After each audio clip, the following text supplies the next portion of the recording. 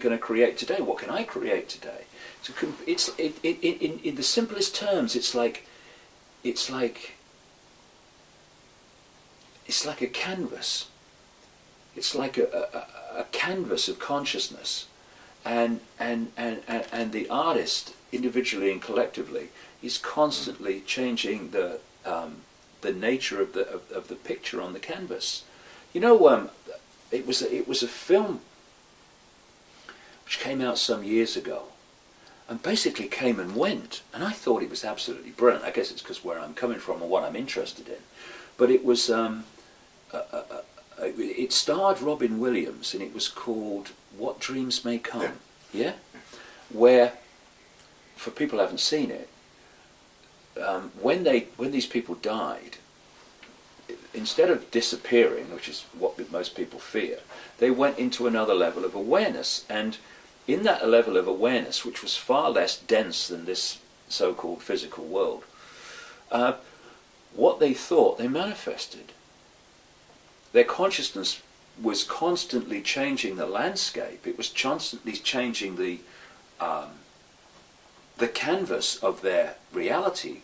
As it changed, that changed. And they needed to get used to the speed with which. Yes, you see, Martin Luther King said once, "The arc of the moral universe is long, but it bends towards justice." Well, what he was talking about was what people call karma, cause and effect.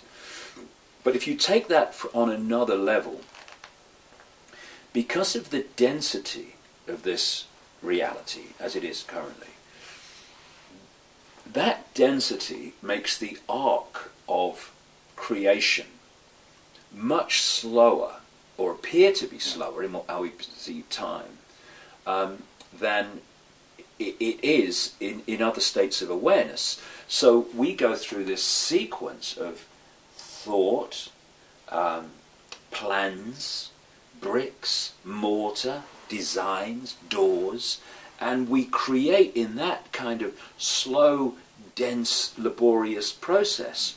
But when you go outside of that sense of limitation into therefore vibrational states that are much less dense, therefore treacle-like and slow in the way they unfold, you don't create the house brick by brick or door by door. Gotcha. There it is. Because what is a house? Same as the glass. It's an information field, which we put together very slowly because that's the nature of this density. But actually it's an information field. And if you can manifest through the power of your consciousness that information field in totality, then you are able to create it as a whole. And then you go into the house and you think, I don't like those doors. Okay, yes, like those. And it's a completely different level of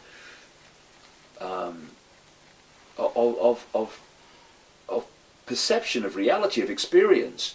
And you talk to near-death experiencers when they leave the body. Therefore, what they're doing is leaving this frequency range of density and this focus of attention we call the human body. And suddenly they are perceiving over multi realities. They can create things. I remember one person talking about the fact that he looked down and he saw a body, even though his body was like gone. He'd left the body, but he still had the body. It's like, or the sense of the body. It's like in the Matrix where Neo looks at his body and he says, well, this isn't real, or where's that effect? And Morpheus says, that's residual self-image. Your hair's changed and all the rest of it. And then this person was saying that as this he got more comfortable with this out-of-body state, then the body disappeared and he just had awareness. But if he looked and perceived a body, it came back. And this is the level of reality and creation that we're moving towards. When they talk about this common theme of the fall of man, they weren't kidding. The fall of man was down into a greater sense of density, what we call man, humans, a greater level of density, therefore sense of limitation. And the sense of limitation becomes the experience limitation. And what we're doing now, we're in this cusp where we're leaving that reality, or sense of reality, and we're moving into a new epoch. It's what they call yugas in Asia, or New Ages, or whatever they want to call it. And we're moving to a much more expanded level of awareness in which things become possible that today would be miracles, but there's no such thing as miracles. They don't exist.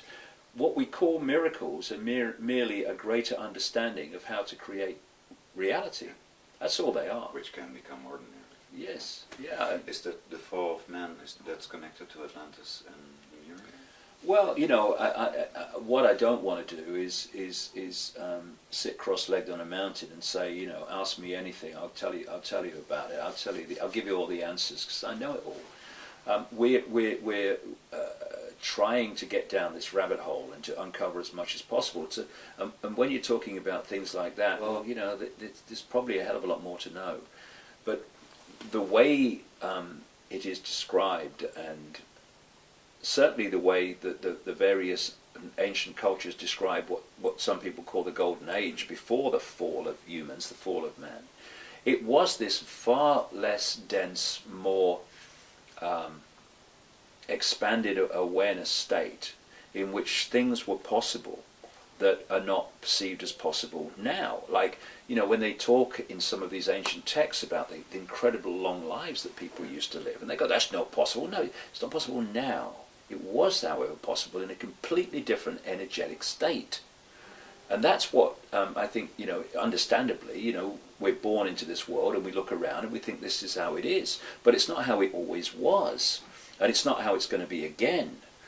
You know, we have this perception of time moves forward.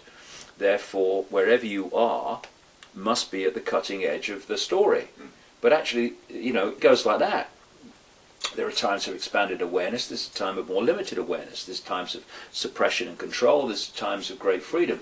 And where you come into this cycle, that decides the experience that you have.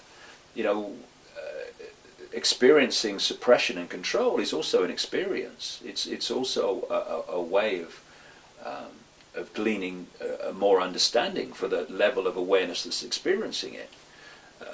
You know, some of the greatest gifts I've ever had in my life have been the greatest challenges. I'm sure it's the same with you. That's what you probably need the David Icke experience for, because otherwise you don't have the material to work with. The other interesting thing about this reality is that because your state of awareness dictates your resonance, the vibrational state, outside of the realms of form, there is a vibrational difference between different states of awareness. Whereas through these states of form, very, very different states of awareness and consciousness can actually look each other in the eye and interact, because this is what locks that awareness into the same frequency.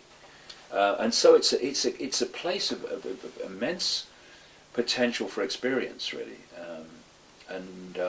The more it's interesting that the more that I tease my mind open to access higher levels of self, as people are doing now,